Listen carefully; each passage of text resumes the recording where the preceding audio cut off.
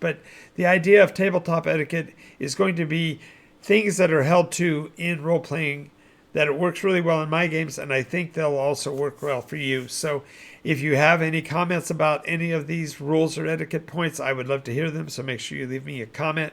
If you're here online with me and want to ask any questions, feel free to do that as well. But we're going to just go through these kind of rapid fire because I want to get on to the final topic for the night.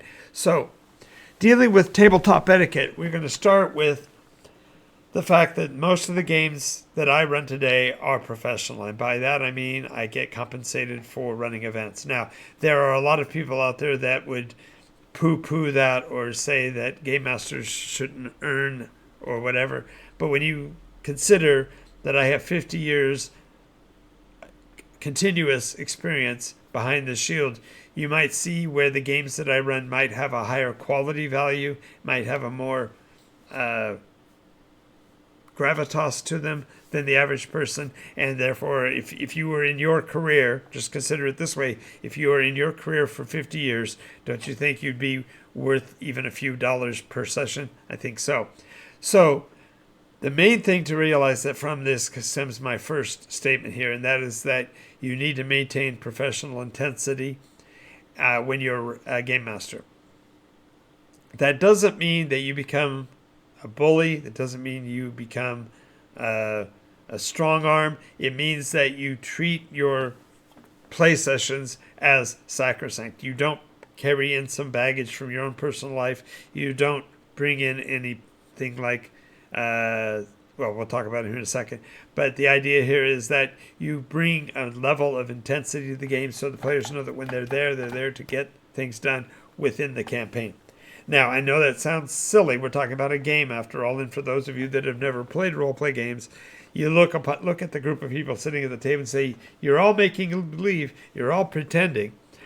But the idea is that we're pretending in a framework that is a, quote, real world to us, and therefore we need to stand to that principle when we're playing role-play games and maintain that level of professionalism. That's just more about the ethics of structure. We'll go more into that later. And as you know, I'm dealing with ROC, RAW, and we'll come to that in a minute. Next thing is to talk about those subjects that are off limits. And I have to say that these are really ancient rules. I'm not making up something new here. It used to be, and now I can take my teeth out and talk like an old man. Back in my day, when we used to run role-play games, we didn't talk about politics, religion, sexuality, sexual choices. We didn't talk in general. Those topics were absolutely off limits, off the table. Nobody talked about their religious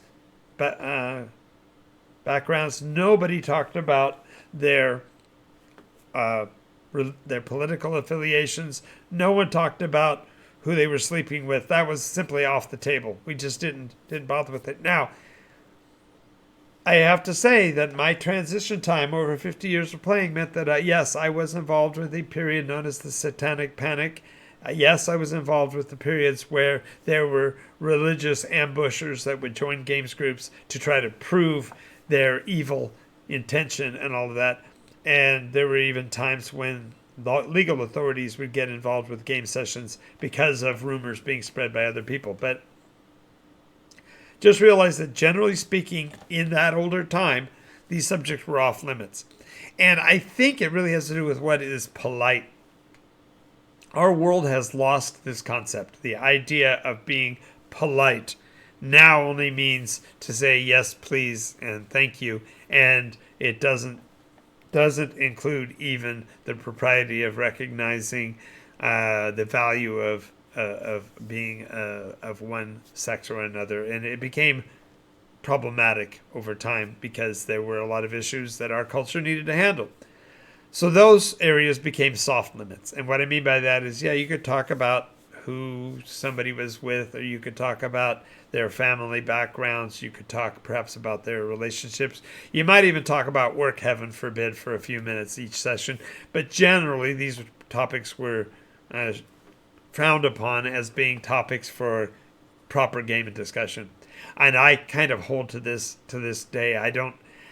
I personally wrestle with some of the gender identities only because I'm old enough that I calls them as I sees them, so to speak. And in every case, when I've had somebody of a gender fluid or a gender neutral or a gender unknown, I did everything I could to make sure they felt comfortable. And I've had players of virtually any stripe at my table, so it really doesn't much matter.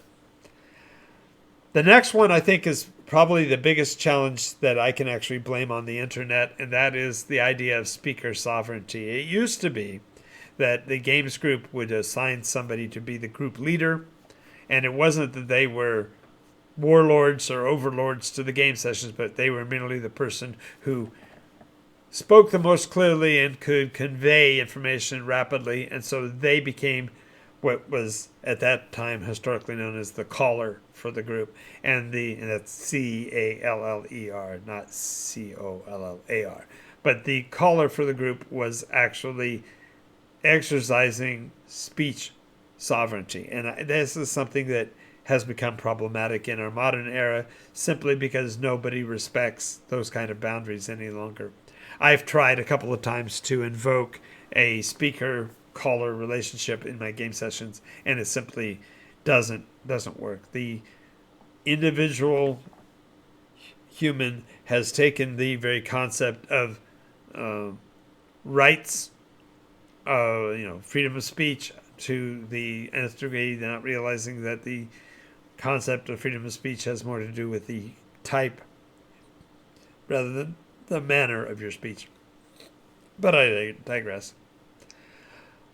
So what I have done is, with certain groups, I created a speaker stick. In certain cases, I had an icon that I would pass around, and so people could hold that item while they were speaking, and no one else was, in theory, supposed to be interacting, until that fell apart as well with later groups, and to the point now where I have to kind of throw up my hands. But I do fundamentally demand that the players try to speak one at a time, and if they become too cacophonous with the noise, I simply shut down.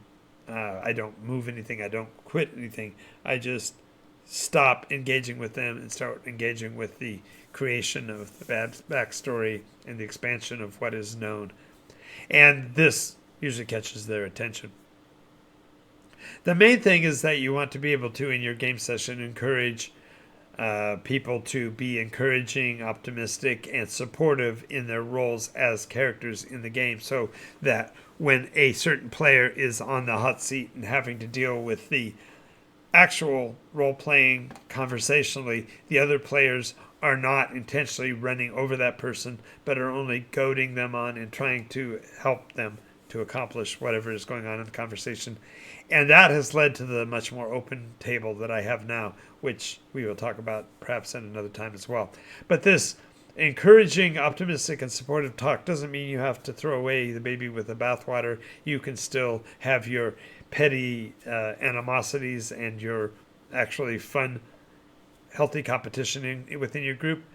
But it does also tie into the next point, and that is we need to establish, and in my games in particular, I have established a timely and orderly die rolling process. And that doesn't mean I tell them how to roll their dice, but rather that they can request a die roll or suggest a die roll, but it's fundamentally up to the storyteller, game master, to determine when those dice rolls are required, and then to establish the values of the die rolls through multiple players seeing the dice being rolled, and therefore allowing for a much more clear identification. I also require them to provide me with not only the die roll value, but what they were targeting as a die roll value. Now, that only makes sense in terms of NycosRPG, so I'm not going to go into that, but the equivalent would be to say I rolled a 15 and I needed a 14, or I rolled a 16 and I needed a 15. The idea is that you give a clearly identifiable success-failure bracketing, which is necessary for NycosRPG. One of the other things that took me until this last decade or so, and that was the understanding that we need to self-impose cell phone exile. And early on, it was more difficult because people who had cell phones and people who had pagers were those people who dearly needed them. Their occupation was firefighter or lawyer or something, and therefore they had to be on call at any given time. But generally speaking, I still imposed on anybody who wasn't in that condition to put aside their mechanical devices for the duration of the game for three reasons. Number one is obviously it's rude to talk on the phone when you've got other people around. Number two, it's distracting when you're clicking and typing on your keyboard when it's not your time at the table to talk. And number three, I didn't want players looking up information on the internet to try to, quote, guess where my plot line was going. And so therefore I imposed fundamental cell phone exile during the sessions. Now the players still were able to afterwards do anything they want, but at the table at least there was peace. And this, of course, is a critical area in today's world where everybody lives on their cell phones and fundamentally use their cell phones in a way to be their memory amplification or their note taking for their character or their background information receptacle for their note taking might actually be their phone. So it's a lot harder to impose a cell phone exile. Now, in my case, I put my phone away, and it's only in a very rare situation will I need to pull up something on the phone. But for the most part, it's a much more peaceful world if the phones are all put in a wooden box and nobody bothers them. So now we get down to the open table, and I said I'd talk about it earlier, but the concept of the open table is that I don't use a GM screen any longer. I don't use anything but a die rolling tray and my trusty dusty D100. And I say trusty dusty as I'm looking around on my table because it was here. Aha!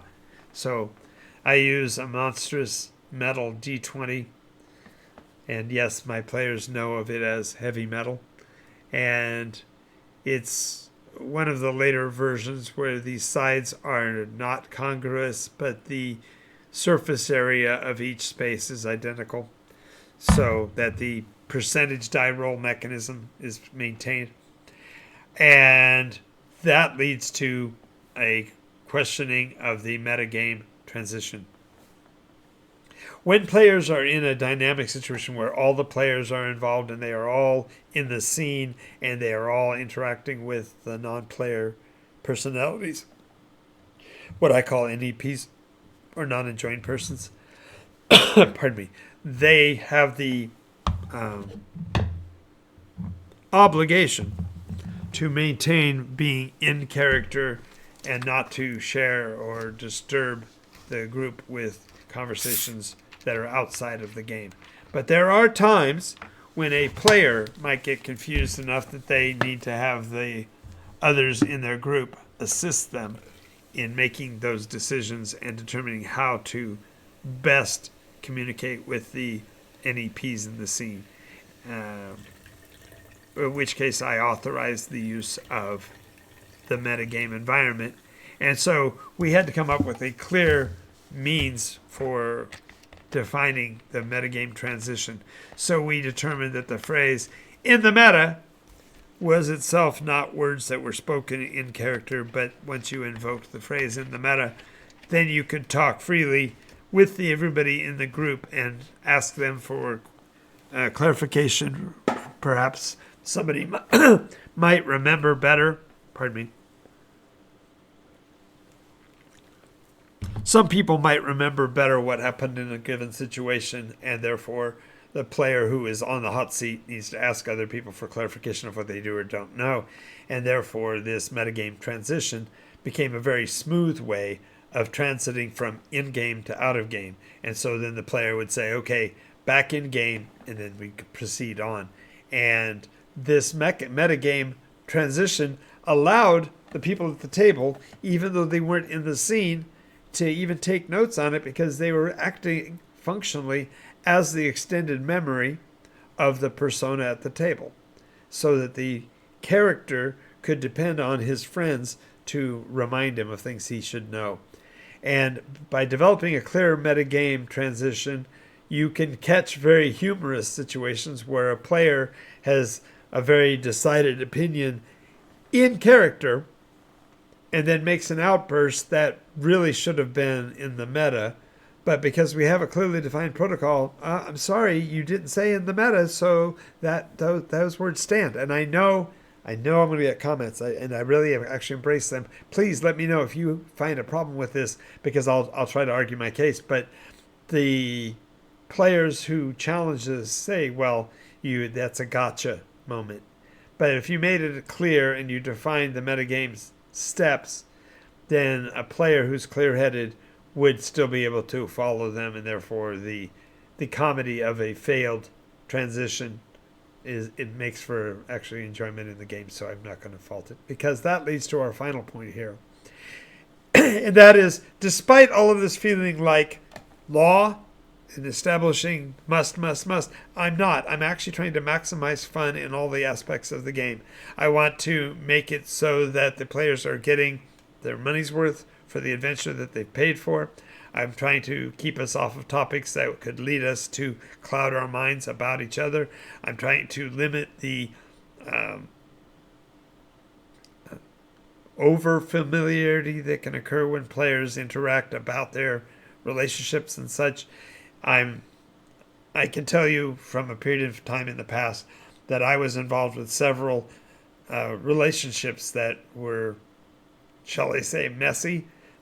And had I not had these kind of boundaries in play, my game could have been dragged into some very serious domestic issues and stuff. So I have to say I hold to these more as guidelines, but I also hold to them pretty sternly when it comes to the things that would be. I'm like, I guess you'd say I'm like a Papa Bear. I'm going to protect all of the members of my family, my clan, and so players messing with each other is completely out of the question.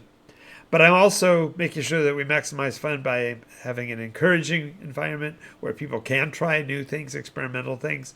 We try to be timely and orderly in our die rolling, so there's no big confusion or efforts by an individual to cheat or break the system.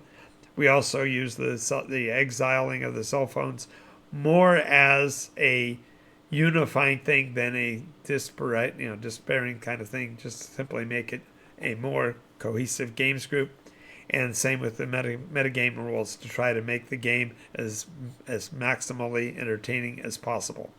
And so with this, we've completed my conversation on tabletop etiquette, and this is the closest I think you'll see me come to rules as written. And these are not. These are simply my recommended guidelines.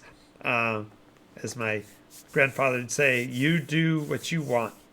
You do what you need. And I'll do what's necessary. So thank you for paying attention to this part. We're now going to move on to the next portion of this.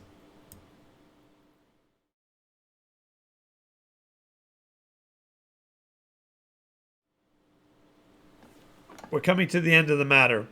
And when we come down to the end of the matter, these are the keys that are really most important. If you're not having fun in your game session because of one of these earlier dynamics, feel free to leave a comment below, and I'll help to make some recommendations specifically for you. I am a paid professional, so that if you have additional information you'd like to get, you can check out patreon.com. You can also find out about the live sessions that I run at NycosRPG.com. And you also can subscribe to this channel, whether it's on Twitch, which gets you free from commercials, or on YouTube, which helps to keep this show a daily channel. Or you can become part of our community over at patreon.com/Nykos. The end of the matter is rule of law, rules as written, rule of cool. Between them, somewhere between these moving dichotomies, these two moving blocks, we have to have a concept of having a great time in a well-defined world that we all can appreciate. And I'm here to help you make your world as amazing as mine is. little hubris there, I suppose. But again, thank you for your time. This is NycosRPG. I'm Jonathan Albin. We are here Monday through Friday. No, I'm going to change that. Every day from 10 a.m. At 10 a.m. and at 11 p.m., with the exceptions of Saturdays, because I have a games group. So Monday through Friday, and actually, should have said it this way, Sunday through Friday from 10 a.m. and 11 p.m. Saturdays on at 11 p.m. only.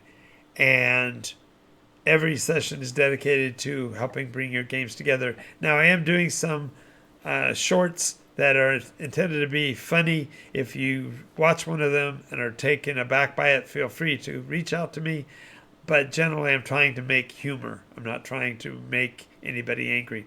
So thank you for all of that. Check out our videos over at our YouTube channel, which is at NycosRPG. And hopefully you'll find something that you can watch there. I believe I've got almost 800 videos right now. So I think there's a few things you could watch over there. Otherwise, I hope to see you again next time. I'm Jonathan Alban. This has been NycosRPG.